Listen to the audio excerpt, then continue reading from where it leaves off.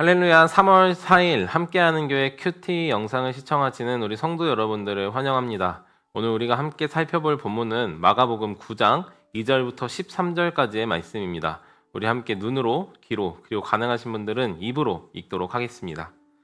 엿새 후에 예수께서 베드로와 야고보와 요한을 데리시고 따로 높은 산에 올라가셨더니 그 앞에서 변형되사 그 옷이 광채가 나며 세상에서 빨래하는 자가 그렇게 희게 할 수 없을 만큼 매우 희어졌더라. 이에 엘리야가 모세와 함께 그들에게 나타나 예수와 더불어 말하거늘 베드로가 예수께 고하되 랍비여 우리가 여기 있는 것이 좋사오니 우리가 초막 셋을 짓되 하나는 주를 위하여 하나는 모세를 위하여 하나는 엘리야를 위하여 하사이다 하니 이는 그들이 몹시 무서워하므로 그가 무슨 말을 할지 알지 못함이더라. 마침 구름이 와서 그들을 덮으며 구름 속에서 소리가 나니 이는 내 사랑하는 아들이니 너희는 그 말을 들으라 하는지라. 문득 둘러보니 아무도 보이지 아니하고 오직 예수와 자기들 뿐이었더라. 그들이 산에서 내려올 때에 예수께서 경고하시되 인자가 죽은 자 가운데서 다시 살아날 때까지는 본 것을 아무에게도 이르지 말라 하시니 그들이 이 말씀을 마음에 두어 서로 문의하되 죽은 자 가운데서 다시 살아나는 것이 무엇일까 하고 이에 예수께 묻자와 이르되 어찌하여 서기관들이 엘리야가 먼저 와야 하리라 하나이까. 이르시되 엘리야가 과연 먼저 와서 모든 것을 회복하거니와 어찌 인자에 대하여 기록하기를 많은 고난을 받고 멸시를 당하리라 하였느냐. 그러나 내가 너희에게 이르노니 엘리야가 왔으되 기록된 바와 같이 사람들이 함부로 대우하였느니라 하시니라. 아멘. 우리가 읽은 말씀은 하나님의 말씀입니다. 오늘 우리가 읽은 본문에 등장하는 사건을 흔히 변화산 사건이라고 이야기하죠. 이 변화산이 어디냐라는 것에 대해서는 학자들의 의견이 분분하지만 오늘 마가가 이야기하고 싶은 것은 이 변화산이 도대체 어디냐인 것보다 우리가 계속해서 마가를 통해 받고 있는 메시지 무엇이었죠? 바로 예수는 누구인가에 대한 이야기를 전해주는 본문입니다. 특별히 오늘 마가는 제자들이 예수님에 대해 가지고 있었던 오해를 이야기하며 오늘날 우리도 제자들과 같이 여러 오해들을 하고 있다는 것을 이야기하고 예수님에 대해서 바른 이해를 가질 것을 요청하고 있습니다. 2절에서 마가는 약 6일이 지난 시점임을 이야기하고 있는데요. 이전에 예수님과 돌아다니면서 특별히 우리가 잘 알고 있는 베드로의 신앙 고백 무엇이었죠? 주는 그리스도시요 살아계신 하나님의 아들입니다 라는 고백이 지난 주일에 있었던 이후로 6일이 지났다라고 이야기하고 있습니다. 6일이 지났다라는 것은 단순히 시간이 지났다라는 것을 의미하는 것이 아니라 그렇게 시간이 지나면서 이들이 이전에 했던 예수님에 대한 배움 혹은 예수님에 대한 고백이 슬슬 조금씩 잊혀져 가던 때쯤임을 암시하고 있습니다.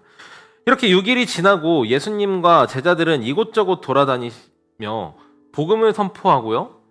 병을 고치시고 귀신을 내어쫓고 사람들을 가르치시던 중에 특별히 3명 베드로와 야고보와 요한을 데리고 높은 산에 올라가셨습니다. 그때 세상 그 누구도 이보다 더 깨끗하게 할 수 없을 정도의 모양의 가장 영광스러운 모습으로 예수 그리스도께서 변화하셨고 그때에 엘리야와 모세가 나타나서 예수님과 서로 대화하던 모습을 본 베드로는 그 대화 중에 끼어들어 5절과 같이 이야기하고 있습니다.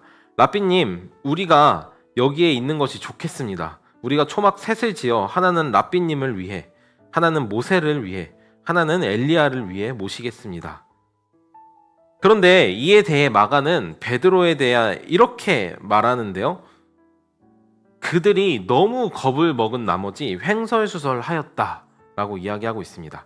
그때 하늘에서 구름이 나타나 그리고 한 소리가 들리는데 이는 마치 예수님께서 세례를 받으시던 때에 나타났던 모습과 매우 닮아 있습니다. 이는 내 사랑하는 아들이니 너희는 그 말을 들으라 하는지라.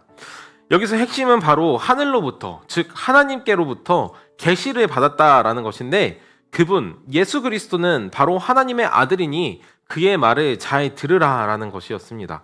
여기 전에 베드로가 자기가 하는 말이 무슨 말인지도 알지 못한 채 하나님께서 그에게 알려주시는 대로 주는 그리스도시요 살아계신 하나님의 아들입니다 라고 말한 것을 다시 한번 하나님께서 확증시켜주는 장면으로 제자들은 이 목소리 천상의 목소리를 처음 들었음에도 불구하고 이것이 분명 하늘로부터, 즉 하나님께로부터 왔음을 확신했습니다.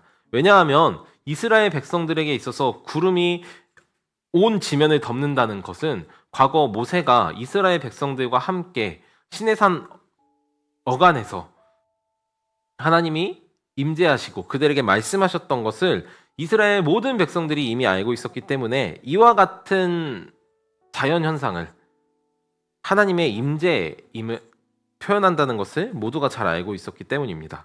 이제 모든 소리가 그치자 구름도 사라지고 모세와 엘리야도 온데간데 없이 오직 예수님과 3명의 제자만 남았습니다. 이내 예수님께서는 제자들과 함께 내려가시고 있던 도중 비공식적으로 다시 한번 죽음과 부활에 대해서 이렇게 이야기하시죠. 인자가 죽고 다시 살아나기 전까지 오늘 너희가 본 것을 절대 입 밖에 내지 말라고요. 이때 제자들이 서로 문의한다, 즉 서로 무슨 뜻인지 알지 못한 채 서로에게 질문만 하고 있다라고 마가는 증언합니다. 그렇다면 무엇에 대해 질문했느냐? 바로 예수님이 하나님의 아들이고 그분이 메시아이신데 그가 죽고 또 그들 가운데서 다시 살아나신다는 것이 도대체 어떤 의미인가 하는 것을 질문하고 있는 것입니다. 여기서 제자들은 예수님에 대해 어떤 이해를 가지고 있었는지에 대해서 우리가 살펴볼 수 있는데요. 제자들은 예수님을 이스라엘을 회복시킬 왕, 이스라엘 민족을 구원해 주실 하나님의 아들이라고 생각하고 있습니다. 그런 분께서 죽는다는 것은 절대 상상할 수 없는 일이었죠. 왜냐하면 그분이 죽으시면 이스라엘은 또 다시 강력한 외세의 침략을 받아 괴롭힘을 당할 위기에 처하기 때문입니다. 이어서 제자들은 예수님께 자신들의 궁금한 점을 여쭙는데요. 요지는 이렇습니다. 분명 서기관들이 말하기를 메시아가 오기 전에 엘리야가 먼저 와서 이 땅을 깨끗하게 할 것이다 라고 이야기했다고 성경에 적혀 있다고 얘기하는데, 그렇다면 엘리야는 도대체 어디 있습니까? 왜 그가 먼저 오지 않았습니까? 라고 이야기하고 있습니다. 그가 만일 왔다면 이미 세상이 조금 더 깨끗해졌어야 했고 우리가 이런 고초를 당하지 말았어야 했고, 그가 왔다면 세상이 조금은 변화됐어야 했는데 왜 아무 일도 일어나지 않았습니까? 라고 묻고 있는 것이죠. 이에 예수님께서 이렇게 말씀하십니다. 그가 이미 와서 사람의 마음을 청결하게 했다. 그리고 성경에 보면 그가 고난을 받을 것이라고 기록되어 있지 않느냐. 또 엘리야가 이미 왔지만 사람들이 그를 함부로 대했다 라고 말씀하고 계신 것이죠. 우리가 알고 있는 것처럼 여기서 말하는 다시 올 엘리야는 세례 요한입니다. 세례 요한은 광야에서 사람들에게 천국이 가까이 왔으니 회개하라 라는 메시지를 선포하며 죄에 대한 회개를 요구했고, 많은 사람들이 그에게 세례를 받으며 자신의 삶을 다시 하나님께로 향하게 했습니다. 무엇보다 그의 중요한 역할이었던 예수 그리스도께서 오실 길을 예비하고 있었던 것이죠. 그러나 사람들은 그를 시기하고 오해하여 결국 오늘 본문을 기준으로 그가 감옥에 갇히고 목을 쳐 죽임을 당했습니다. 제자들은 이해할 수 없었습니다. 다시 올 엘리야 그리고 이제 올 메시아는 그렇게 연약한 존재가 아니기를 바랬습니다. 자기가 생각하기로 새로 오실 왕은 나를 행복하게 하고 나의 비참한 삶을 바로잡아주고 사회적으로 뿌리 깊게 자리 잡은 악을 완전히 멸하고 구제해줄 왕이어야 했기에 그렇지 않은 왕은 우리에게 그다지 왕처럼 느껴지지 않았던 것입니다. 우리는 어떻습니까? 예수님을 믿고 그분 하나님의 아들, 우리를 구원해 주실 구원자로 믿지만 정작 그분께 우리에게 바라는 것은 우리의 삶을 윤택하게 해주고 내가 드리는 헌금을 조금 페이백 해주고 헌신하고 더 많은 시간을 하나님께 할애할 때 그에 대한 보상을 우리에게 주시는 분을 우리는 바라고 요구하고 있습니다. 그리고 그렇게 내 인생에 대갚아줄 분을 예수 그리스도라고 오해하곤 합니다. 그런 우리에게 오늘 마가는 너희가 오해하고 있다라고 이야기하고 있습니다. 사랑하는 함께하는 교회 성도 여러분, 우리 안에 있는 예수님에 대한 인식을 다시 한번 재고해 봤으면 좋겠습니다. 그래서 우리가 예수님에 대한 바른함을 토대로 믿음의 여정을 걸어가기를 소망합니다. 나는 어떤 그리스도를 믿고 있는가? 내가 혹시 잘못된 예수님에 대한 인식을 가지고 있지는 않은가? 어떻게 하면 예수님을 바로 알고 믿을 수 있는가를 깊이 생각하고 또 실천하는 우리가 되기를 바랍니다. 방법은 아주 간단합니다. 우리에게는 하나님이 우리에게 하나님을 알라고 주신 성경이 있고, 이 성경을 토대로 많은 학자, 목회자, 또 혹은 많은 작가, 성도들이 쓴 명작들이 세상에 많이 있습니다. 그리고 더 가까이는 우리 함께하는 교회의 교역자들이 있죠. 우리가 하지 않는 것이 있다면 예수님을 알기를 기뻐하지 않고 그분을 가까이 하는 것을 즐거워하지 않는다는 것입니다. 예수님을 알기보다 주식 투자 방법과 부동산의 흐름과 돈을 잘 버는 방법과 건강을 챙길 수 있는 삶에 대해서 더 많이 찾고 구할 뿐이죠. 오늘 하루 예수님을 더 찾고 구하는 저와 여러분이 되어 매일매일 삶 속에서 어제보다 오늘 더 예수님을 알고 사랑하게 되는 저와 여러분이 되기를 소망합니다. 함께 기도하겠습니다. 하나님 아버지, 오늘 우리가 함께 마가복음 말씀을 통해 제자들이 예수님에 대한 잘못된 인식, 그리고 그를 통해서 나타나게 되는 잘못된 질문들에 대해서 함께 살펴봤습니다.